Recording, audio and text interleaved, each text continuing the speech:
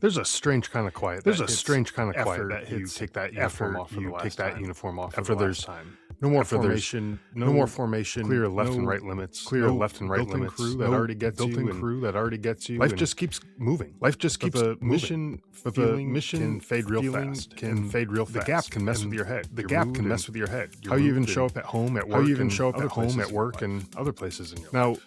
There could be a now different kind of there momentum. could be a The different kind kind of where your momentum. The skills kind still where matter, your your skills still matter, standards your still matter, standards and still the matter, community that you and the hang around community with that you feels like a hang place around that with you're feels building like a instead place of that just you're surviving building in. instead of just surviving in. Today's guest, Suzanne Today's Smith, guest, lays out a simple Suzanne framework Smith, lays that out a simple makes framework service that doable again, makes even service with a doable full again, schedule. even with a full schedule. We're going to talk about the four We're T's going to of talk about the true four T's of changemaking, why true veterans change tend making, to why veterans be the tend best to fixers be the in the best nonprofit fixers spaces, in the and how nonprofit spaces, and emotional how intelligence emotional turns intelligence into real turns resilience, into real and a resilience, 30-day plan and that a starts 30-day small plan but that builds starts into small but habits that builds stick. into habits that stick. This is where we can This is find our where mission we can shifting find our mission and shifting still and stay the course still and stay the create course something and that we create can be proud something of. that we But can be proud before of. we begin But with this before we episode, begin with this I want to episode, take a moment to raise I want to take awareness a moment for to something raise that's deeply awareness important for to our something that's community, deeply the important to Global our War on community, the Terrorism Global Memorial War on Foundation. Terrorism Memorial This Foundation. organization is working to This build a organization permanent is working national to build a memorial in permanent Washington, national D.C. memorial in to honor the Washington, service D.C., members, to honor the families, and service civilians members, who are impacted families, by and the global civilians who war are on impacted by the terrorism. global war on This terrorism. memorial will be This both a memorial will tribute to be those both who have a served tribute to and those who have a way to served ensure that and their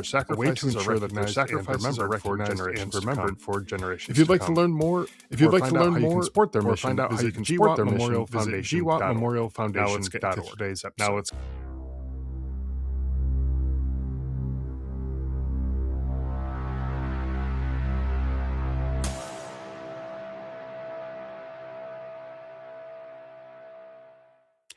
Hey, Suzanne, welcome to the show. Really glad to have you here. Yeah, I've been looking forward to this conversation.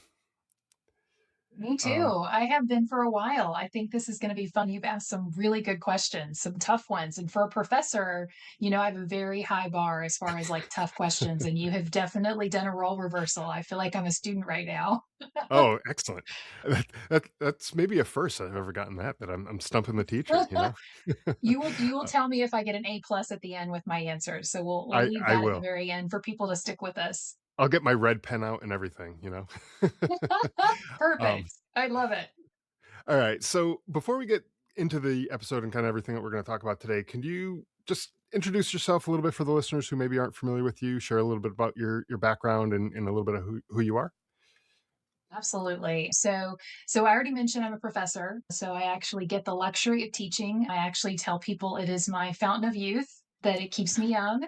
And I teach both undergrads and MBAs, but I also teach exec ed. And so I've been so fortunate that a number of my students have been veterans. And in fact, my top student last year was a veteran, and we still stay in touch.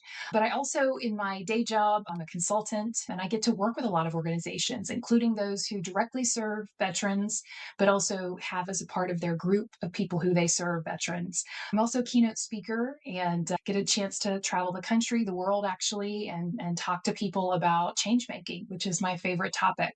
So I'm excited to be here, excited to tackle this particular topic with you and really try to figure out how we can channel more and more vets into change making because they're already change makers. We're just changing the terrain on them. They're going from their normal day to day job into thinking about this in a domestic context. Right. And I think for a lot of veterans that I've spoken to, anyways, the change from military life to civilian life when they take that uniform off for the Mhm. very last time, and they're no longer a soldier, an airman, a marine, a sailor, whatever the case may be, and then they are now civilian, just regular old person that has no rank or title or anything like that, and they're moving on with their life, either going back to Yeah. school or getting a job. And so that's a big change that sometimes blindsides some of these veterans, that Mhm. they don't realize how big of a change it is until they're in the middle of it, and they realize that, hey, I used to be pretty high ranking, and now I'm just the same as anybody else. And Right. so that's a big adjustment for some folks. So the first thing I wanted to talk about as far as change making is you teach the 4 T's of true change making. And I'd like for you to walk us through each one of these T's and how veterans can use it to choose a direction after leaving the military and starting that second phase of life, if you will. Well, I love this question. And while I didn't serve in the military myself, my grandfather did. And like I said, I have many students in my classroom who are veterans. And then some of my favorite staff members at nonprofits are vets. And they bring this discipline and skill set to the workplace. And so I'm going to kind of tackle this in a lot of different places. And I'd love your help too, because you probably have Sure. seen this, because I would consider you a change maker. I mean, you've been doing this podcast, that's change making. Like you Mhm. have provided a service free of charge to people. And so, that's your own version of taking this skill set and helping other people. So, really, I think about it from a direction perspective. So, I have a podcast, a TED talk called Everyone's a Change Maker. So, I call these everyday change. So, one of the things people I think misinterpret, and I see this in my classroom, is they think you have to have a title or a uniform in your case to be a change maker. And the truth is, everybody can be a change maker. And so you mentioned the 4 T's. And so I'll walk this through from a kind of everyday change making. So it's time, talent, treasure, and testimony. So think about it from a time perspective. So if you have time, you can just show up and give back to a person or an organization. My favorite way for veterans to give back is really twofold. One is mentorship. I don't know if you know this, and Big Brothers Sisters actually have too few people mentoring with them. So they have more people who are interested, particularly young men. And as you've probably talked about in this podcast, young men are in crisis right now. They're trying to figure a lot of things out. So having someone walking alongside them and giving them advice would be invaluable to them. And I was a big sister and I can speak to that. And I'm still in touch with my little sister. So mentorship is a great way to give back.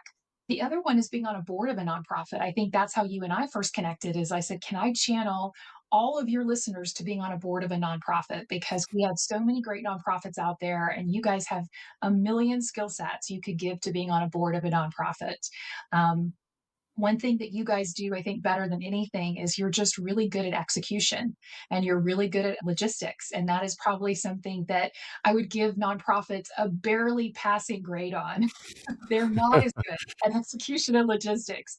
So I can't tell you how many times I have seen veterans come into nonprofits and serve on boards or staff members for that matter. We're going to talk about professional change making in a bit.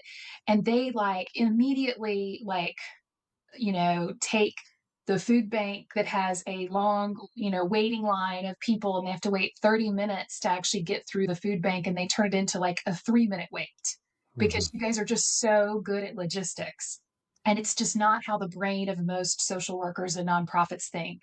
I had a chair of a board and he was just the best at keeping the board on task and making sure they were doing what they needed. And so I would say time, that's a real valuable thing, but you guys have real strengths that you can bring to that. The next is talent. And we talked a little bit about that you're so good at so many things, but the logistics part is the one that really stands out to me. And so, veterans can come in and really transform organizations from a talent perspective. And it doesn't have to be logistics. It could be helping them with their website. It could be whatever skill set, you have and you want to contribute.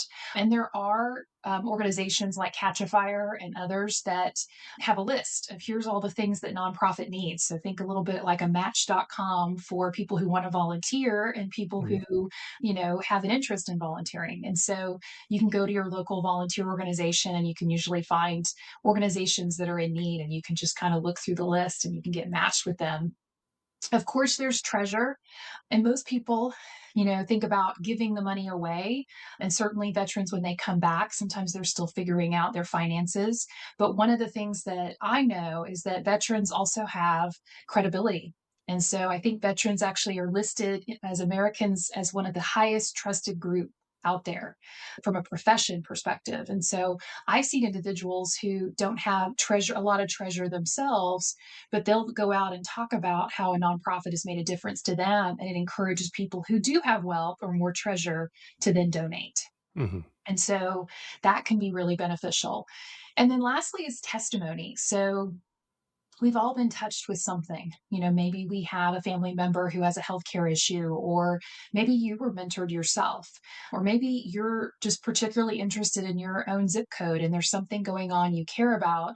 And so you can go on social media, you can go on TV, radio, you can go and actually be somebody who talks about why this issue is important. And again, you guys have that high credibility with people. And so if I think you're right under doctors, if they say 9 out of 10 dentists say this, I think if 9 out of 10 military people say this, Americans are going to believe it because you guys are so credible. So that testimony really matters. And so you don't necessarily have to have money or a lot of time to make a difference in your own zip code. Yeah. So as far as the change making goes, there are a lot of ways that you can make changes, and oftentimes the best way, the most impactful way that you can do some sort of changing, from what I've seen anyways, is on a local level, like you said, in your own zip code, in Mhm. your own town, city, whatever, is finding something that you really believe in and you are, passionate about, or you really think needs to be affected or changed, or something, and work towards that. And it doesn't have to be a nonprofit necessarily. It could be, Okay. a problem that's happening in your town, and go to the town, town council, or whoever it is that's in charge of your town, and you raise this issue, and you help bring awareness to the issue. So, just as an example of something that happened in the town that I live in, there's a street. Most of the main streets in our town are straight grid type Mhm. streets, and there's this one street that's pretty windy, and there's this one part where it curves pretty sharp, and there's Mhm. a house. If you were to keep driving straight, there's a house like Oh, straight there, and they have like oh, a kind of a brick wall, like a retaining wall kind of thing, huh? and cars have driven into that wall several times, and Yeah, because yeah, just not paying attention, or they're tired, yeah. or whatever the case might be.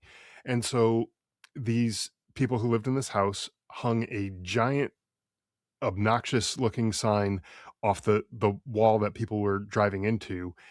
I forget exactly what it said, but basically saying, like, slow down, you don't live here, but we do, and we don't want your car going through our kitchen, or Yeah. something along those lines.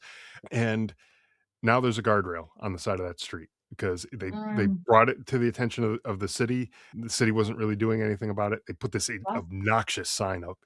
It was so huge. It was like almost billboard size on this wall. It was just a massive, kind of an eyesore, but it got everyone's attention. And then people started talking about it and saying, "Yeah, why don't we have something here?" And so the city went in, and they made a correction, and now there's that, kind of guardrail thing, and they were able to make a change pretty much single-handedly by doing that, Yeah, right? and So I at a similar story where we have the similar streets, but on some streets you have stop signs and others you don't, and there was no mm, rhyme or reason associated with it. And so there were people who were just thinking it was a four-way stop and it wasn't. And so one individual emailed city council and said, "Hey, you need to like give people some notice that this is not, there's no rhyme or reason." And so they actually put little signs on that stop sign saying the other side does not stop, yeah, so that they know. I've seen this also with, issues with people barreling through and they actually get speed humps, so that it mhm, protects children or the people with, school crossings. And so I think those are just some things that are easy things and they're right in your neighborhood and they make a big difference. We had a gentleman who was a Vietnam vet who actually in our neighborhood, we have a park that we all love, but it oftentimes gets frequented and it doesn't get picked up by the city as often as we'd like. So he actually created a grid where every week one of the families in the community actually cleans the park, mm, and picks up all the trash. And so once a week, my husband and I are assigned to that park, and so again, it can be a lot of these small things that really make a big difference to your community. And so I 100% agree with you that it doesn't have to be starting a nonprofit or what I call professional change making, which is what I think a lot of people think about. mhm, The other example I would give you is just small acts. So what about smiling at everybody when you pass them or saying hello?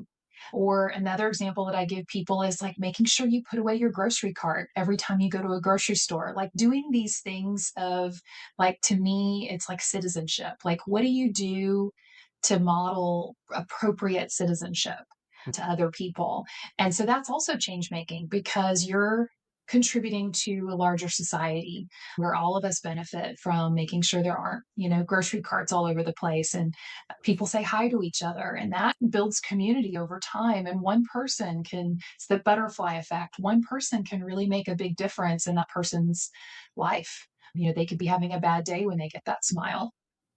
Right. And so there's lots of ways that you can Mhm. contribute to some sort of change in your community, in something that you care about. It could be a nonprofit, it could be a big Mhm. national nonprofit, it could be a local nonprofit, it could be anything really. Anything that matters to you, that I think is kind of a key piece of it, because if it Mhm. doesn't really matter to you and you don't really care, yeah, you can go and do it, but you're gonna probably not put your full effort into it, and you're just gonna be doing it, but it's gonna feel kind of like, why am I even doing this? So when we're talking about change making, again, transitioning out of the military, that's a change in someone's life, but that's not necessarily Mhm. the change that we're talking about with change making. But veterans will leave the military and think to themselves, I miss things like the mission that we had in the military, Mhm. or the camaraderie, or the sense of purpose or meaning that I've had. What are some steps that you might suggest to turn that drive for a bigger mission, something serving something bigger than themselves, into a civilian role or some sort of community project, or something along those lines? I loved this question because it kind of forced me to do a little bit of math in addition to it. So right now, one of the things we know is that we're in a little bit of a volunteer crisis. We actually have the lowest numbers of volunteerism since we've had for a very long time. And so based on my math, we have about 16 million veterans who are integrated back into society. If only half of those people volunteered, we would actually have the biggest amount of volunteers we've ever had. And Mm. so that people power is very significant. And so that's one of the reasons why I was so excited to be here. And I've seen it myself, whether it's the students in my classroom, or I forgot to mention when I was in business school, there was, at least 10 or 12 people who I was lucky enough to be in business school with that were former veterans or veterans and going back to school during their service. And they were the most amazing people. And so when I hear I miss the mission, I think the question I always ask, and this was usually career related, but I think it can be related to everyday change making, is really diving more deeply into what do you actually miss and actually doing what I call a values exercise. So I think one thing that I find is that most people don't really do the introspection when they're doing career work Mm. around what are my values, because what I preach in my class, and I preach this to my nephews too and my stepdaughters, is you need to work in a place where your values aligned. But you also need to volunteer in a place where your values align. Because at the end of the day, you want to have alignment between head, heart, and gut, and it's different for everybody. Mhm. And so I would ask as a veteran, was it the service that mattered? Was it the belonging to a larger cause? It could be the structure, it could be protecting other people, and for them to really think about from a gut perspective, what was it to get underneath that about the mission that actually was most meaningful to them. And like I said, a simple values exercise, I think, can be so instructive, and then helping you figure out what aspect of military service do I now need to transfer to civilian life, or Mhm. to from a professional perspective, or just from a volunteer perspective. And when I ask that question to veterans, they usually very quickly are like, I liked the camaraderie, or I did like protecting people. And then it's very easy from there to unpack. So now what does that mean? Mm. So then I'll suggest to what I did very recently to a recent veteran. I said, well, you loved protecting people. You live in a rural community, volunteer fire department. Like they need people. You should go work there. And they're like, oh, I hadn't even thought about that. That sounds Right. perfect. So it's really about unpacking what it was that you liked about service, and then thinking about what roles in the community, professionally or in everyday change making, that align with that Mhm. head, heart, gut alignment. So I'm trying that out on you. What do you think? Does that seem like it could fit? Oh, yeah, absolutely, because there are I think any veteran that you talk to, there are going to be certain parts of the job that they absolutely loved, and they wanted if they can keep doing that forever, they would love doing it because it was Mhm. just such a great piece of it. There are other parts of the job that they absolutely hated, and Mhm. there's just there's certain things that drove them crazy, and they didn't want to do it anymore, and it just got to be too much war on them, and that's what caused them to maybe separate from the military, perhaps. And so focusing on those pieces, even if there's only one or two little small pieces of the things that you really enjoyed, and say, okay, what piece is that? Like you said, protecting people. That gave you Yep. like a super strong sense of purpose and meaning, Mhm. and it was like a really strongly driven by your values, and that's something that you really enjoyed. So taking that piece of it and applying it to something else. Maybe it's your job. Maybe you're a police officer, like a some kind of rescue type worker, whether it's for the fire department or EMTs or something along those lines, even lifeguard at a beach or something Mhm. like that. There's all sorts of jobs that you can do some sort of protecting of somebody else, even private Right. security or things like that. So Yeah. you can find a job, or you can, like you said, volunteer fire department, or there's tons of ways that you can incorporate some of those pieces into whatever your civilian side is. And so you can take that along with you, and you've already found something that you value really strongly, and you can take that and apply that to your day-to-day life. And I think that that's just a super great way to look at it, because you're right. It's something you said earlier, that a lot of times veterans don't really consider those values when they're transitioning out, and they're applying for jobs kind of shotgun approach, where it's just like, I'm just going to throw a bunch of applications out there, and whatever sticks is what I'm going to take. And that doesn't really mean that they're going to find a job that aligns with their values and their needs and desires and wants and all that kind of stuff. So, I say this to everybody, by the yeah, way. go ahead. So even my students who are non-vets, I say, here's the thing. I've never worked a day in my life because I found my calling. Yeah. Your job is your how, your values are your why. And if you don't have a why, you can sometimes lose your way. Mhm. And so getting to this values exercise, I think, is so essential. The other thing we haven't talked about, which I want to mention, and this is an area where I do have a lot of expertise too, is that I've actually helped vets start businesses because I Okay. think vets also make incredibly good business owners. Mm. In fact, the guy who actually cleans our chimney actually is a vet, and he actually is on the volunteer fire department. And so when we had 4 or 5 people we could choose, immediately my husband and I were like, we got to choose this guy. He's a vet and he works for the volunteer fire department. Who could be better? We didn't even look at price. And so I think that's the other thing I would encourage some folks to think about is think about a business. And it doesn't, the business could be your skill set. You can still do your why, through doing that business and still help people. And Mhm. so I think there's so many different avenues, and I think it's just a matter of exploring it. And then I always recommend to people start small and build. So when I was initially thinking about a career, I was thinking about being a lawyer. And so I then interned at a couple of law firms. And honestly, none of the lawyers I met had lives that seemed to me as if they were happy, and many of them discouraged me from being a lawyer. Mhm. And so that was a great example of what I decided not to do because I was like, you know what, this, even though skill wise I was really interested and I could have been good at it, the work life balance, the personal life part just didn't fit the kind of Sure. lifestyle I wanted. And so I also recommend people to start small and build, volunteer, mentor, start a small project. To me, action creates clarity. And Mhm. if you are doing that thing and your head, heart, and gut are aligned, keep doing it. Yeah. If it's not, then stop doing it. And so to me, I think that's also another recommendation I make is it's not a commitment. You can just try some things out and then Hmm. see if it actually fits for you. Yeah. And a couple things there is knowing what you don't want to do is probably just as important as knowing what you do It want to is. do. And That's right. and so that way you don't waste too much time on the things that you don't want to do. That's But right.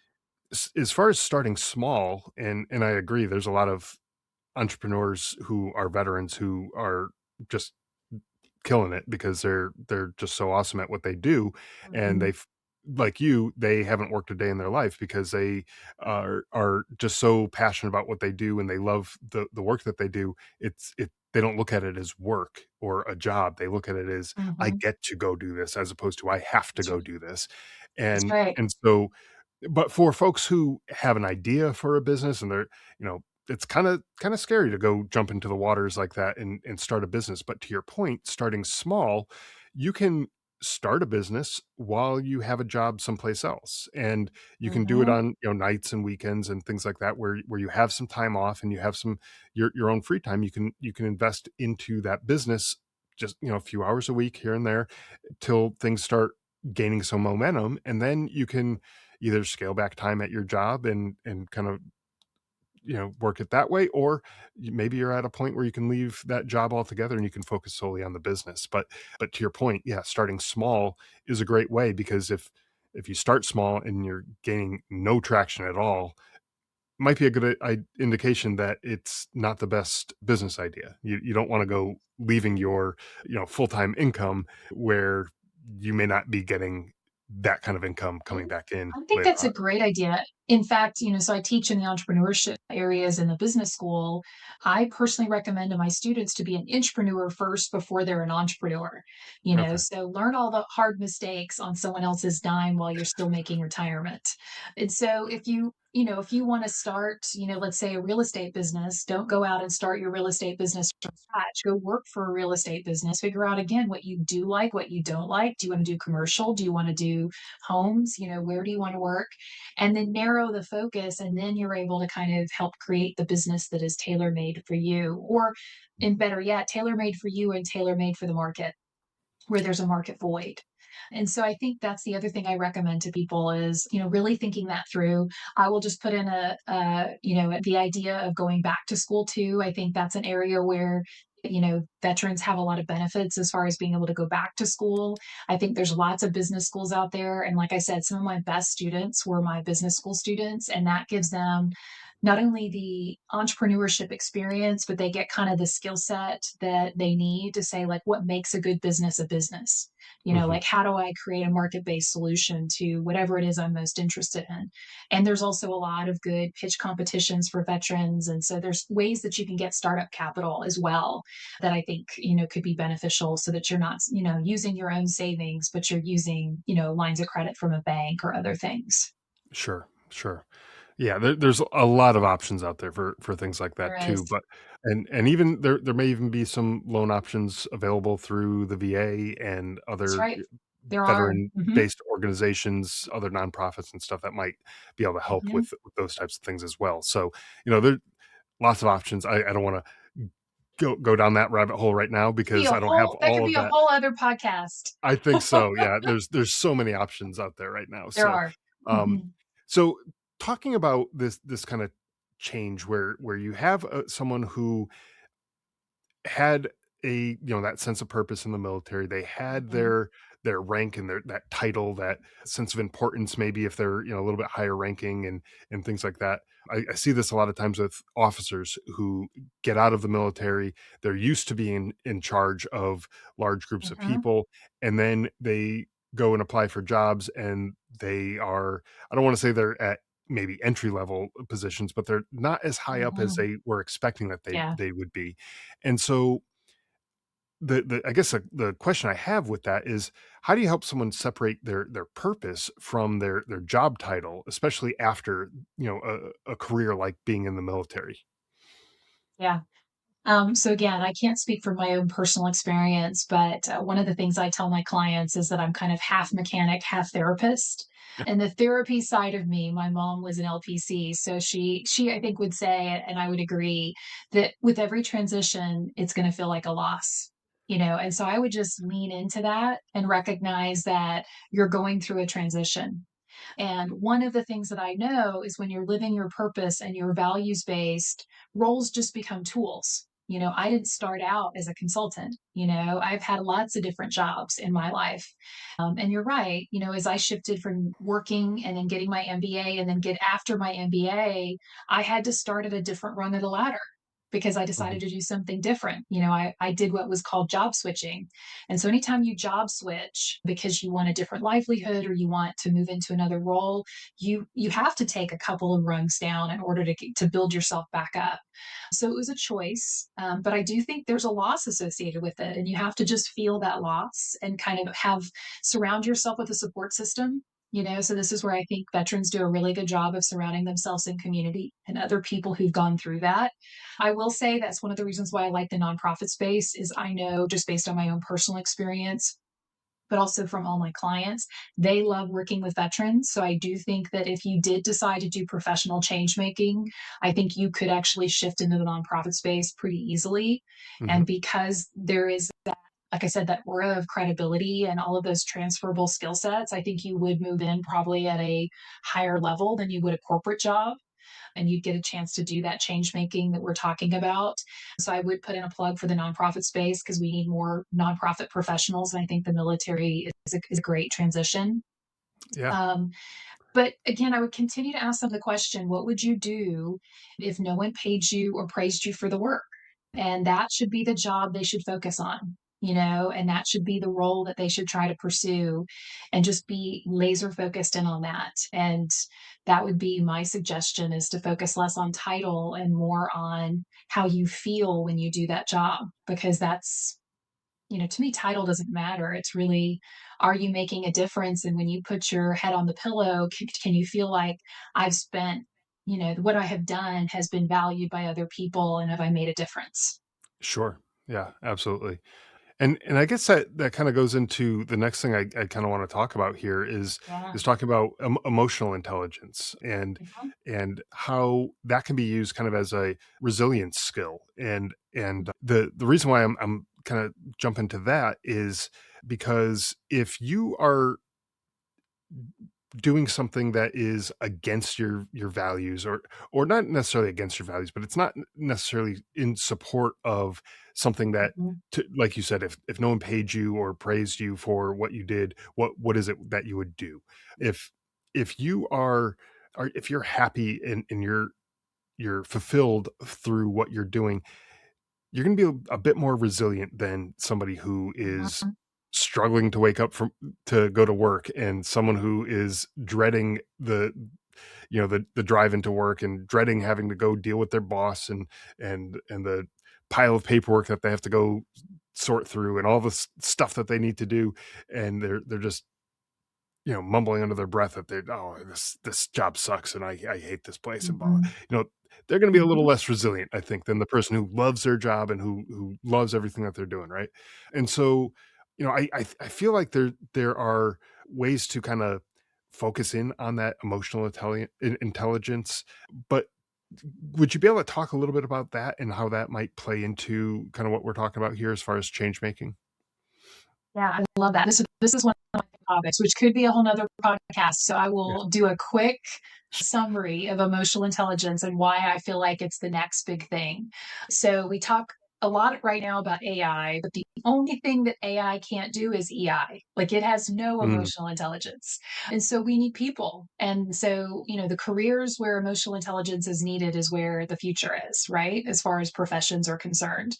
And so if you think about emotional intelligence, you have kind of four quadrants. And so you first kind of have two quadrants, which are related to self, and you identified it accurately. It's self awareness, so mhm. knowing how you're feeling and also why you're feeling that way. So being able to name and claim it. And so oftentimes people know they're feeling off, but they don't know, do I feel resentful because of this, what's happening here. And so really getting underneath the hood of like, why am I feeling this way? And this is definitely one of the Mhm. areas where I think veterans may have a challenge because they have to bottle that up so much. Like they can't really care about how they're feeling. They just have to go. They have to be in the moment and do it. So when they leave, they have this, I guess, luxury in some ways of kind of being able to feel what they need to feel. And so and kind of claiming it. The next is self-regulation, which is the next step. So I know how I'm feeling. So let's use an example of something I've overcome in the last 15 years. So it's probably something you struggle with too, which is when someone cuts me off, what do I do? Most people will say, I get really upset, you know, verbally honk on the horn, whatever it is. And then your adrenaline goes up a whole lot, which, by the way, is not safe driving. Usually it gets in the way of how you are responding to other people and does put you in an unsafe place as well as other people. So I've really worked on, I know this is an issue with me, but now I get to a point where I'm like, what if that person cut me off because it was a husband trying to get his wife to an ER in labor? Yeah. Or what if it's a brand new person to Dallas, where I am, and they just don't know how to navigate Dallas because it is really hard to navigate Dallas? Or what if this person just was having a bad day? And Mhm. so me responding to them in a negative way is not going to do anything. Most likely, they're not even going to see it with tinted windows. It's not going to do anything but cause me to get upset. And why would I want to get upset about that? So I honestly, I don't get upset when people cut me off anymore. And you can use this for all different examples. So why am I going to let someone else interfere with how I feel in a given day just because of something someone else does that I can't control? So that's Mhm. self-regulation. So knowing what bothers you, whatever that trigger is, everybody's got their own trigger. And then how do I just not let it bother me? Like let it pass through me like it's not even a thing. So that's self. And honestly, those things are really hard. And so I have techniques in my class where I work with people on self regulation and kind of understanding what your triggers are, because it's unique to every single person. And then social. So social awareness and social influence. So that then involves other people. So, and you guys get this because social awareness is really about team dynamics. How do you bring groups of people together and get them to like each other and want to work together, or not get along and not work together, or they're silent with each other and they're not kind of coming together? And then social influences is large groups of people. So this is where the military generals are really good at this. Like, how do you take a group of people and get them to want to do D-Day? So I did a blog recently about D-Day and just how everything worked out so well, but it was because Eisenhower he knew every single thing he needed to get social influence. And it Sure. was a 2 to 3 year plan that went, amazingly well, but it required a lot of social influence, getting different people to do their parts of the job and influencing them to be at their best. And Mhm. so that's really the 4 quadrants of emotional intelligence. And so, to your question, how does this play into resilience? I think a lot of resilience is just knowing yourself and knowing where your triggers are. So knowing what stuff like irks you more than anything else. And it's different for every person. And then in a work environment, it's also kind of recognizing what are some things that you struggle with. And some of that, it's usually related to 3 different things: the job itself. And so you talked about, is it mundane? Is it paperwork? Is it interacting with people? It's usually the people you surround yourself with, primarily your boss. The number one reason why people leave their job is because of their boss, not because of the company. And the third is the culture. Is it Mhm. a cooperative culture? Is it a closed culture? Is it hierarchical culture? And all 3 of those things, think of it a little bit like, you know, the slot machine. Like all 3 of those need to be working to your advantage. You have to like the people, you have to like the job, and you have to like the culture. And that's where you get the trifecta of my job, which is I love what I do because I love the culture, I love the job, and I love the people I'm working with. So that's really what people should be looking for. And it does require a lot of self analysis. Yeah, and sometimes that's easier said than done for folks who are not that introspective, where they're not prone to really paying that close attention to their emotions. And a lot of times folks coming out of the military, that's not something we're really trained on, is No. emotional kind of stuff like that. So that might be a bit of a challenge, but it's something that it's worth taking note of anyways, and start paying attention to those types of things, those types of signals. What's really setting you off? Like you were given that example of someone cutting off in traffic. Like if that's something that's setting you off, why is it setting you off? And try to Mhm. figure that out, right? and and that can really help, as far as your emotional well-being, but also being a more resilient type of person as well. I think those are great things to keep in mind. But another thing I was wondering about too is, so for veterans who want to keep serving, right? But not necessarily in a uniform service kind of role, that type of thing, but they want to give back in some sort of way, in any of the ways that we talked about earlier. But they're stretched thin. Either they got their job, they have their family, their health that they have to take care of, and their own kind of well-being and all those kind of things. And I know this is stuff that everybody has to deal with, right? That we all have our our jobs, we all have families, we all have health concerns, perhaps, and or want to stay healthy, or whatever it is. But some people feel like their plate's full, right? But they Mhm. still have that drive, they that call to service, and that they want to do something. How do you choose the right kind of thing to do so that it supports what they're trying to do, instead of just draining the life out of them? You know what I'm saying? No, I think this is a great question because it's usually the most common one I get of like, Mm. I don't have the time or I don't have the money. And first, I always start them with the science. And I think we connected on this, the helper's high. And so we know based on the science that helping other people releases dopamine and all the good stuff. And it's really the only natural high that is real, that you can get and you can do. And you feel it. Like anytime someone smiles at you, anytime you're doing something for other people, you can actually feel it. So people know that it exists. And so the other thing too is at a personal level, it helps, but it also helps with connection, mood regulation. Like you said, we connect and resilience. And so sometimes having, this place where you can go, a third place is what we call it, where, it's like cheers, where everybody knows your name and it's not connected to what you're doing, can be really helpful. In fact, what we find from people who have burnout is that it actually helps for somebody to do something different that is not connected to what they do for a living or not connected to their family. And Mhm. it again gives them a different social structure. But my favorite tip, and I know that it's right around Valentine's Day, so this is always one of my favorite tips to give, is you don't have to do it alone. So one of my favorite dates with my husband is we go volunteer together. And it's such a great way. And we usually do 50-50. We'll go volunteer and then we'll go to a movie or we'll go do something together. It's also one of my favorite family traditions. So you should be taking your kids and you should be volunteering with them. And so it could be you go to the local park and you just, while you're on your walk, you actually pick up trash along the way. I mean, that doesn't take more time. And look at the example that you're sharing with your children. Or you go to the local park, you pick up trash, and then you teach them, like, here's the receptacle for trash, and this is what trash is, and here's the recycling receptacle, and here's where you recycle properly. Like, those things don't take time. And I promise you, they will get a ton out of it. And so you don't really have to have just huge amounts of time or huge amounts of money in order to make a difference in your zip code. Like you can do small things with other people and it just becomes a habit like anything else that you do. And like I said, it can be small stuff like just smiling at other people and returning your grocery card and making sure you vote. Like all of those things are everyday change making. Yeah, absolutely.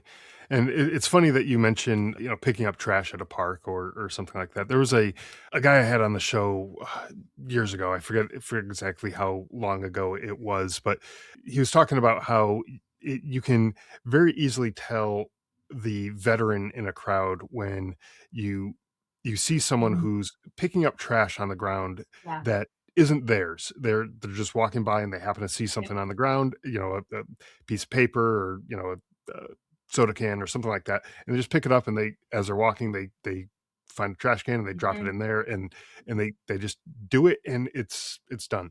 And it, Mhm. because like in the military, very often it's like, hey, just because it's not quote unquote your job to clean That's this, right. you see something out of place, fix it, just do it, Yeah. and then it's done and it's over, and no one has to think about it. No one else is tripping on it, no one else is, That's stumbling right. over it, and it's not an eyesore, it's not, anything like that. So it's very easy to find the veteran if you see someone out there just randomly picking up stuff that as they're walking by, in the back of your head, a lot of times you can say, oh, that's probably a veteran, because the just No, the I way they're agree. behaving, I you know I tell everybody there's nothing more patriotic to me than, doing your part in your part of the world, keeping things clean, saying hi to people. I grew up in a rural community and like we would wave at each other, when we went past each other in cars, like that to me is patriotism. hmm And so yeah, I totally agree. Like I can always pick a veteran out. And even in my classroom, like I have my first days, usually, and I can always tell, like I can tell, that who the veterans are in the group usually, and I'm usually 95% of the time right. Either they're a veteran or they were raised by veterans. Like yeah, they're a child of a veteran usually. So I'm usually right one way or the other. yeah. Yeah, and it's just, a different way that they carry themselves. Yeah, sure, the haircuts are probably a dead Mhm. giveaway too, but Mhm. those types of things are just ways that you can tell just the way they behave and the way they carry themselves. So, kind of to wrap this conversation up about change making and things like that, if someone was like, okay, I want to make a change in my community in such and such an environment or whatever, and they wanted maybe a 30-day plan for a change maker starting from zero. They have no network, no Mhm. path to get to where they want to be or anything like that. What should their focus be, and what would you measure to know that whatever it is that they're doing is actually working? It's moving them closer to that goal to actually make a change as opposed to just spinning their wheels. So this was the A+ question that you gave me where I was like, okay, I need to do my homework and I need to think about this one. So I loved this one. So week 1, do nothing except just observe your behavior. Okay. Observe the things you're doing, the things that matter to you. So for example, think about in your life, what are the things that, get your juices flowing, and it could be from a positive perspective, or it could be like, I want to fight to fix this, so it could hmm be a relative who had a health condition and you're like, I want to end cancer. Or it could be positive where I was mentored and I feel like every child deserves a mentor.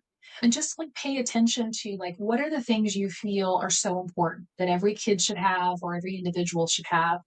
And then what are the people that you also need to surround yourself with? So I oftentimes tell my students you're the average of the 5 people you spend the most time with.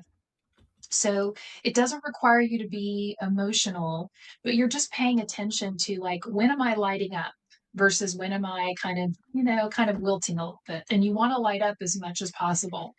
And so that's really all you're doing. Just pay attention. And if this is hard for you, you can ask people around you, like, when do you see me light up? And when do you see me kind of wilt? Because they'll know, they'll see it. And so if you're not aware, other people can tell you.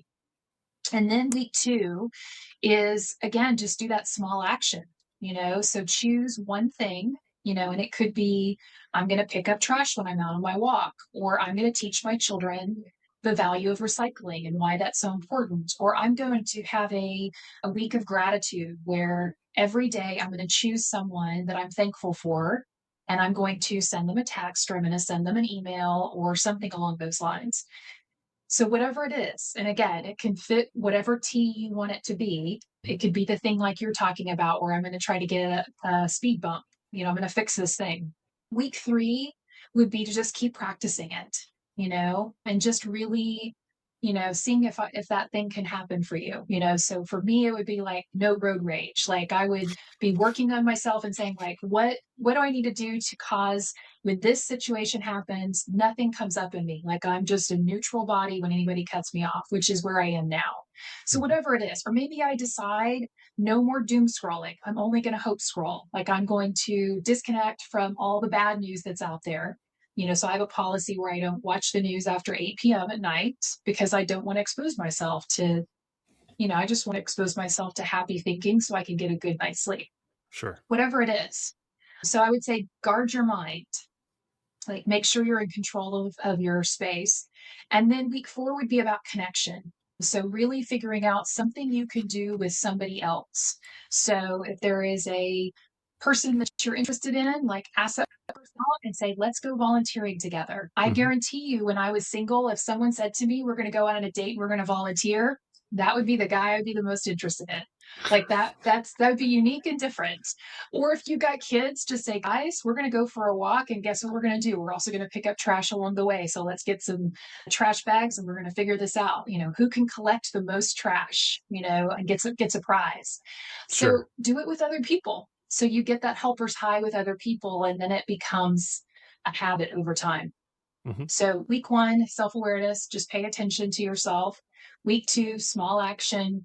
Week 3, just better self-regulate, figure out what triggers you. And then week 4, do it with someone else. Find a place to connect with.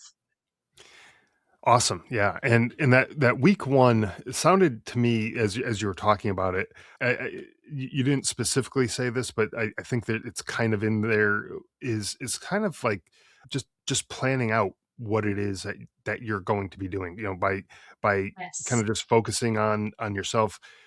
You kind of get an idea of what's that next step? What do I need to do?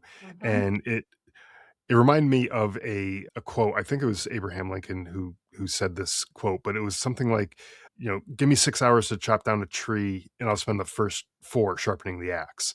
So you're getting the planning done ahead of time, and so that you're not just jumping in, just doing without a clear plan in place. You want to know what it is that you actually should be doing, and so that way it's easy to get into it. So you're paying attention to yourself and your beliefs and values and all the things that kind of go along with it.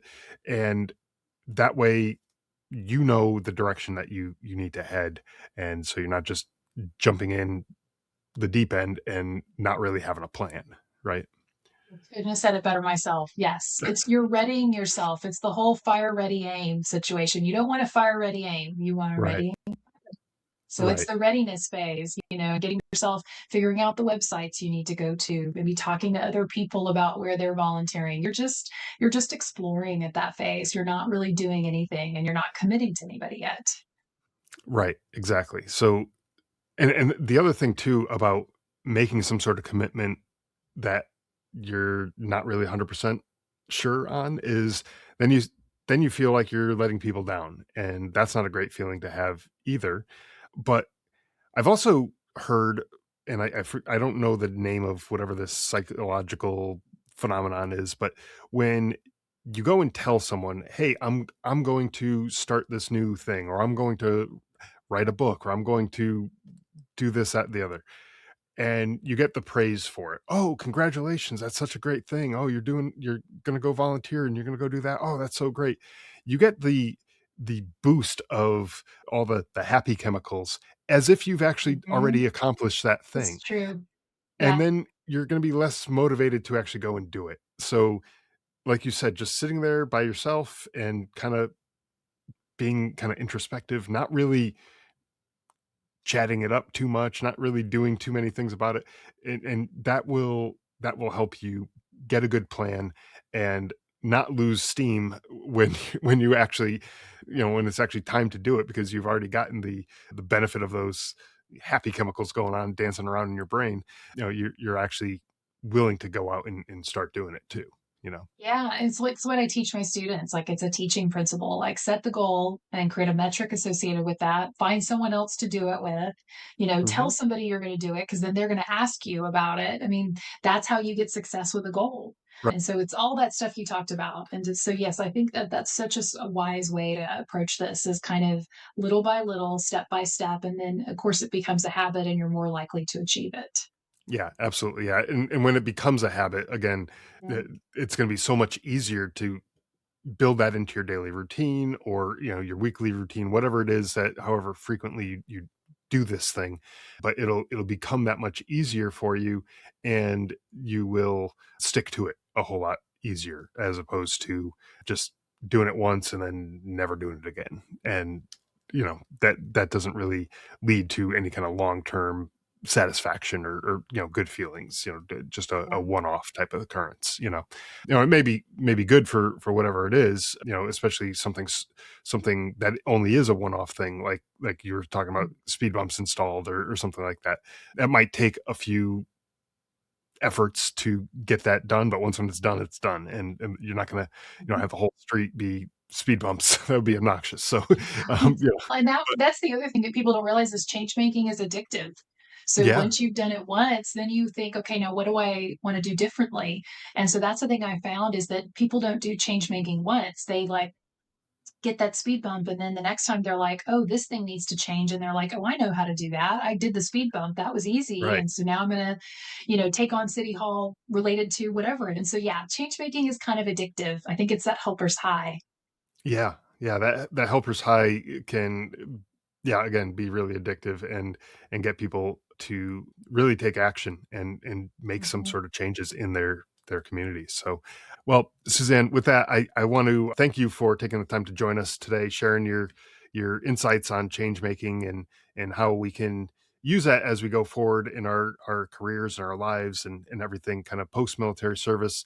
I know you've worked with a lot of veterans yourself, and you have Mhm. experience with them, and so I'm glad that you were able to come on and share some of that background and those kind of insights. So thanks so much for all of that, and thank you for being on the show.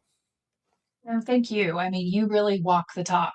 I mean, it's very obvious with this podcast. And so I think my closing thought would be veterans aren't ever done serving, and we need you in this community. America needs you. It's really the most patriotic thing you can do. And you're Mhm. not just defined by this one role. We need you in all these other roles we've talked about. So That's right. your mission has not ended. It's just changed terrain, and we need you to drive on and do good in your zip code.